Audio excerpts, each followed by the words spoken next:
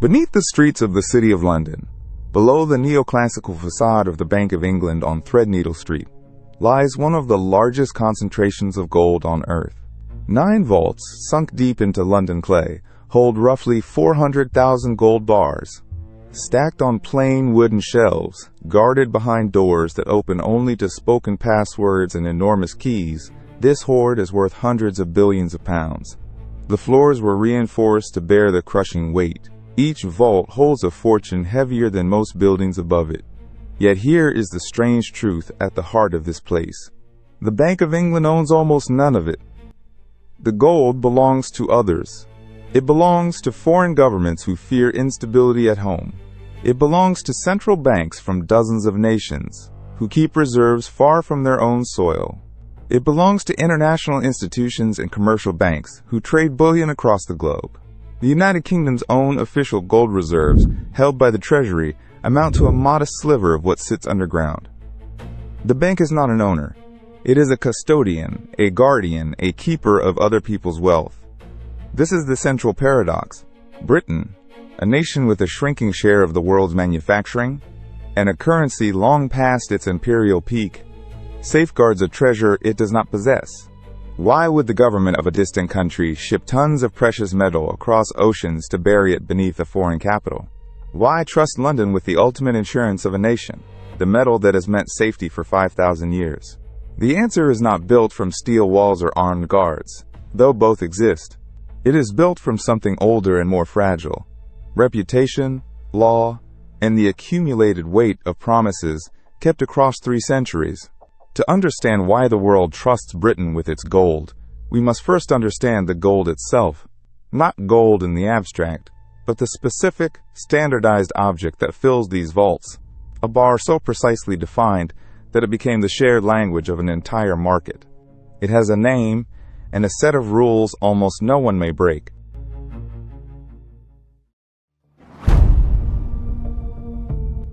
It is called a London Good Delivery Bar, and it is a thing of exacting specification. Each one weighs approximately 400 troy ounces, around 12.4 kilograms, a dense brick small enough to hold in 2 hands, yet heavy enough to strain them. Its gold must be at least 99.5% pure, its fineness stamped clearly upon its surface. Every bar carries a serial number, the mark of an approved refiner, and the year of casting. The dimensions are controlled to precise tolerances. The length of the top surface, the width, the slope of its trapezoidal sides. Even the shape has a purpose. The gentle taper allows a bar to be lifted cleanly from a stack, without jamming against its neighbors. These rules are not casual conventions. They are set and policed by the London Bullion Market Association, which maintains a list of accredited refiners around the world. A refiner who fails the standard is struck from the list, and their bars lose their passport into the London market. To earn good delivery status, a producer must prove the consistency of its output through sample after sample, year after year. This is quality control raised to the level of ritual. Why does such precision matter? Because standardization is what turns a lump of metal into a financial instrument. When every bar meets the same specification, a trader in Zurich can buy gold sitting in London without ever seeing it. A bank in Singapore can accept a London bar as settlement, confident that its weight and purity are guaranteed. The bar becomes fungible, interchangeable, as trustworthy as cash. This is how London made itself the language of global bullion. Not by mining gold, for Britain has almost none, but by defining what a trustworthy bar must be, and by enforcing that definition without exception. The world adopted the London standard because it removed doubt from every transaction. But a standard alone does not build a market. Someone had to create the institutions that would hold these bars, issue receipts against them, and honor those receipts on demand. That story begins not in a vault, but in the coffeehouses and goldsmiths, shops of 17th century London.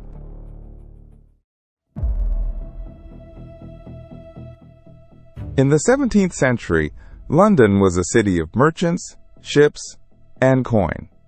Wealthy men needed somewhere secure to store their gold and silver, and they turned to the goldsmiths, tradesmen who already possessed strong vaults to protect their own precious stock.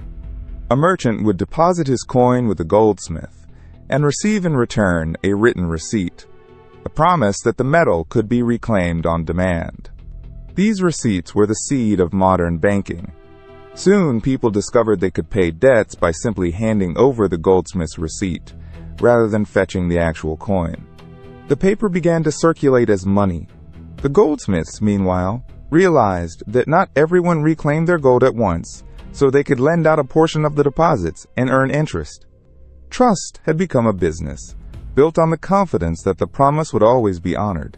But this system was fragile, dependent on the solvency of individual tradesmen. The turning point came in 1694. England, at war with France and desperate for funds, chartered a new institution to lend the crown £1.2 million. It was called the Bank of England. In exchange for its loan, the bank gained the right to issue notes and to hold deposits, and it steadily grew into the anchor of the nation's finances. Where individual goldsmiths could fail, the bank carried the weight of the state behind it. Its notes became trusted across the realm, each one a promise to pay the bearer in gold. Around this institution gathered a whole ecosystem of bullion dealers, brokers, and merchant houses. Gold flowed into London from the mines of the world and out again to settle the debts of trade. Deposits and receipts, paper and metal, all bound together by one invisible thread, the belief that London would keep its word. This trust-based system, forged in coffeehouses and vaults 300 years ago, still underpins the market today. Yet trust alone could not have made London the settlement center of the entire world. For that, gold needed to become the very foundation of money itself, fixed by law to the value of a nation's currency. In 1821, Britain did exactly that.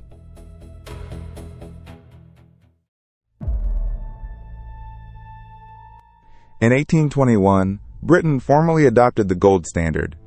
From that year, the pound sterling was defined by a fixed quantity of gold, and any holder of a banknote could, in principle, walk into the Bank of England and exchange it for the metal itself. The sovereign coin, containing a precise weight of gold, became the physical embodiment of this promise. Money was no longer merely a matter of trust in the king.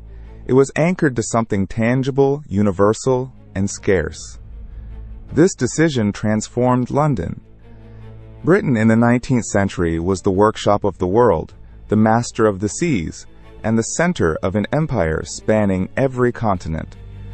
Sterling, backed by gold, became the currency in which global trade was priced and settled.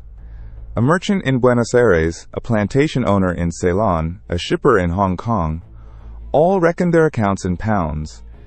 To hold sterling was as good as holding gold, and London stood at the heart of the arrangement. As trade flowed through the empire, so did gold. The metal arrived from the gold fields of South Africa, Australia, and California, and much of it passed through London to be refined, assayed, and traded. The city became the natural clearinghouse where the world's gold changed hands.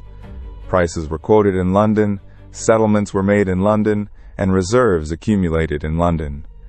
Other financial capitals existed, but none matched the depth of its market or the reach of its currency. The gold standard imposed a discipline that reinforced this dominance. Because currencies were tied to gold, they were tied to one another, and exchange rates held steady across decades. This stability made international trade predictable and made London's role indispensable. The Bank of England, sitting atop the system, managed the flows, adjusting interest rates to draw gold in or let it out, steadying the entire structure. By the early 20th century, London was not merely a market for gold. It was the settlement center for the world's gold, the place where the metal's global price and movement converged. And soon, that price would acquire a daily ceremony performed by a handful of men in a single room, whose ritual would bind the market tighter still.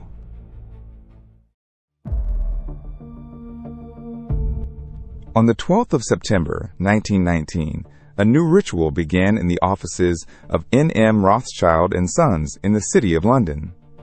5 men, representatives of the most important bullion houses, gathered to perform a task that would shape the global market for gold.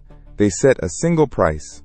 This was the London gold fixing, and its purpose was elegantly simple. Rather than let the price of gold drift through countless scattered deals, the market would agree upon one reference figure twice a day that everyone could trust. The 5 founding members were Rothschild, who chaired the meeting, alongside Mocatta and Goldsmith, Pixley and Abel, Samuel Montague, and Sharps Wilkins. Each represented buyers and sellers around the world. The chairman would propose an opening price. Each member, in contact with their clients by telephone, would declare how much gold they wished to buy or sell at that figure. If buyers outnumbered sellers, the price rose. If sellers dominated, it fell. The chairman adjusted the number until supply and demand balanced. Only then was the price fixed, and it became the benchmark against which contracts around the globe were settled. There was ceremony in the details. In the traditional fixing room, each member kept a small Union Jack flag upon his desk. So long as a flag stood raised, that member was still trading, and the price could not be settled. Only when every flag lay flat was the fix declared. It was a theater of consensus, a daily performance of the market finding its own level. The power of the fix lay in its authority. A refiner in Johannesburg, a jeweler in Bombay, a central bank in Europe, all could point to the London price and know precisely what their gold was worth at that moment. It removed argument and imposed order upon a chaotic global trade. Once again, London had made itself indispensable, not by owning the gold, but by governing the terms on which it moved. Yet stability in a fixing room could not shield the world from catastrophe. As the 20th century descended into war and upheaval, gold would flee across borders in search of safety, and nations would come to see London not merely as a marketplace, but as a sanctuary.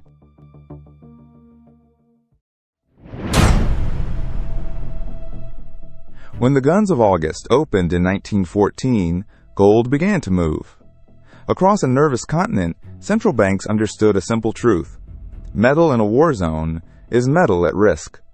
London, protected by the Channel and the Royal Navy, offered something rarer than yield, distance from the fighting.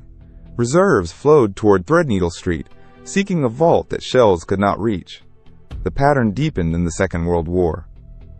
As Hitler's armies advanced, European governments scrambled to evacuate their bullion. Belgium, Poland, the Netherlands, and others shipped gold westward. Some routed onward across the Atlantic to Ottawa and New York under Operation Fish, one of the largest movements of wealth in history. Britain itself pledged its reserves to buy American arms, stripping the vaults to fund survival. Gold, it turned out, was not merely money, it was ammunition. But the war also exposed custody's dark edge. Belgium's gold, entrusted to France, was handed by Vichy authorities to Nazi Germany, a betrayal that ended in post-war lawsuits and a hard lesson. A custodian is only as trustworthy as the promises it keeps under pressure. London's reputation survived precisely because it kept its word. Through the Blitz, the vaults held. No depositor's bar was surrendered to an enemy. The Cold War brought a quieter migration. Nations wary of Soviet reach, or simply of their own instability, parked reserves in a jurisdiction with stable law, and no history of seizing what belonged to others. By storing gold in London, a country could hold neutral, liquid, internationally recognized wealth beyond the grasp of its own next crisis. This was custody as insurance, protection against invasion, inflation, coups, and the unpredictable arithmetic of politics. A bar in London could be sold in London, without shipping a single ingot across a hostile border.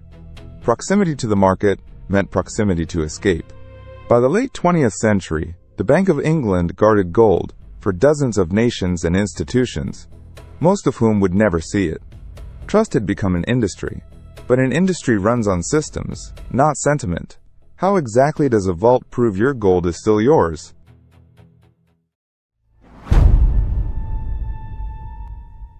Trust in the bullion world is not a feeling. It is a system, precise, documented, and relentlessly checked.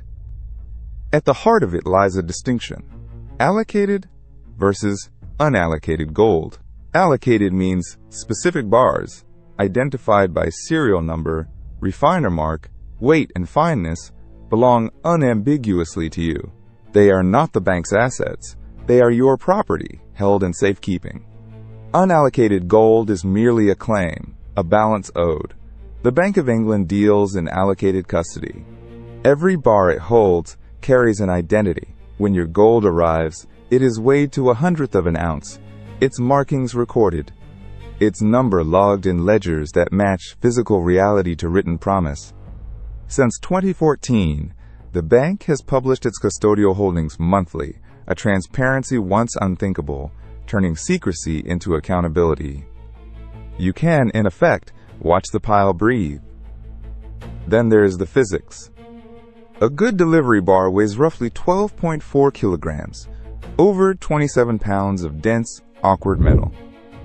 Move 400,000 of them and you are shifting nearly 5,000 tons.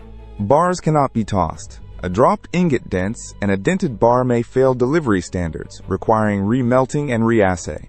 Handlers wear steel-capped boots for a reason.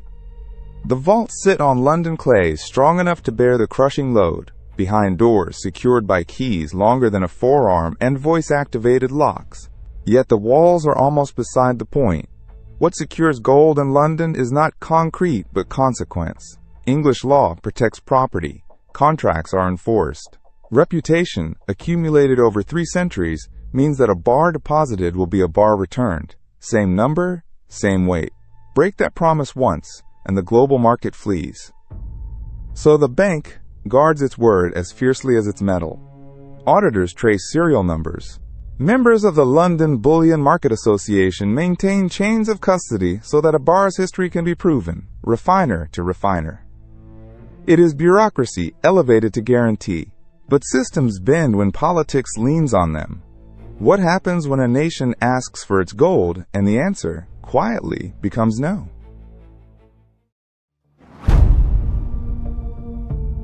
The promise of allocated custody sounds absolute. Your bars, your property, returnable on demand. Then reality intrudes.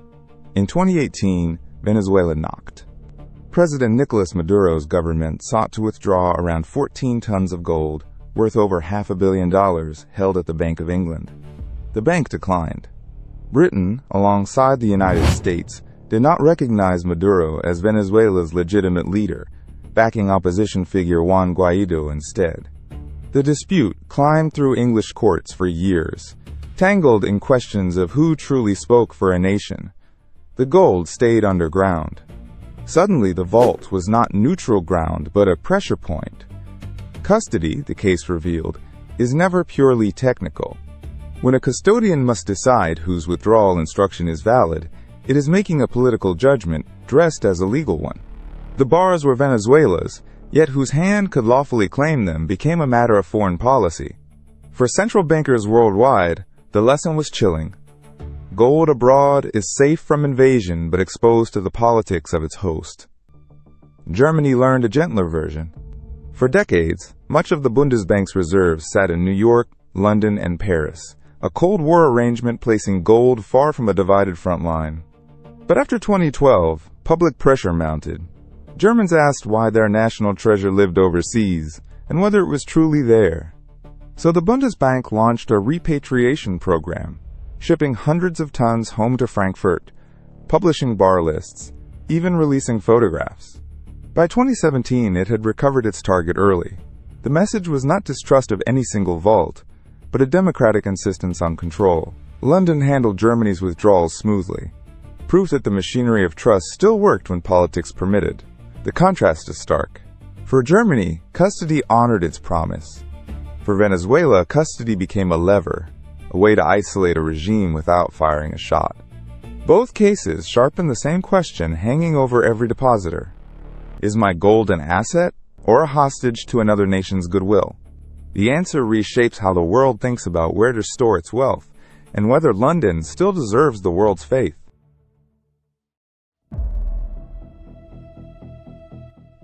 London does not hold the world's gold because it is central, or safest by geography, or first by decree. It holds it because, for 3 centuries, it kept its word, and because rivals have never quite matched that record. Consider the competitors. New York's Federal Reserve guards even more foreign gold, roughly 6,000 tons beneath Manhattan bedrock. But the Venezuela precedent, echoing American sanctions power, reminds depositors that Washington's politics travel with the vault. Zurich offers Swiss neutrality and refining mastery. Switzerland processes a stunning share of the world's bullion, melting and recasting bars for Asian markets. Shanghai rises fast, backed by China's vast appetite for gold and ambition to price it in yuan. Each rival holds a genuine advantage. Yet London retains something harder to copy: the LBMA's good delivery standard, the deep liquidity of its market, and English commercial law that has honored property through wars, empires, and crises. When a central banker in Manila or Warsaw asks where a bar can be stored and instantly sold, the answer remains London, because a London bar is a language every dealer speaks. The paradox we began with now resolves. Britain stores 400,000 gold bars it does not own precisely because it does not own them, because it has proven again and again that it will guard what belongs to others without seizing it, except when politics forces its hand. That single exception, Venezuela, is the shadow over the whole edifice, the reminder that trust is conditional, and that every depositor watches how promises hold under strain. So the vaults beneath Threadneedle Street are not really about metal, they are about credibility, an intangible thing, accumulated slowly, spent instantly if betrayed. Gold flows to the jurisdiction whose word has held longest, whose courts are steadiest, whose reputation is worth more than the metal itself. Nations do not entrust their fortunes to the strongest walls. They entrust them to the deepest confidence.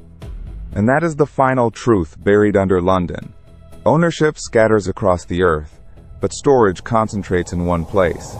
Gold sleeps where trust is deepest.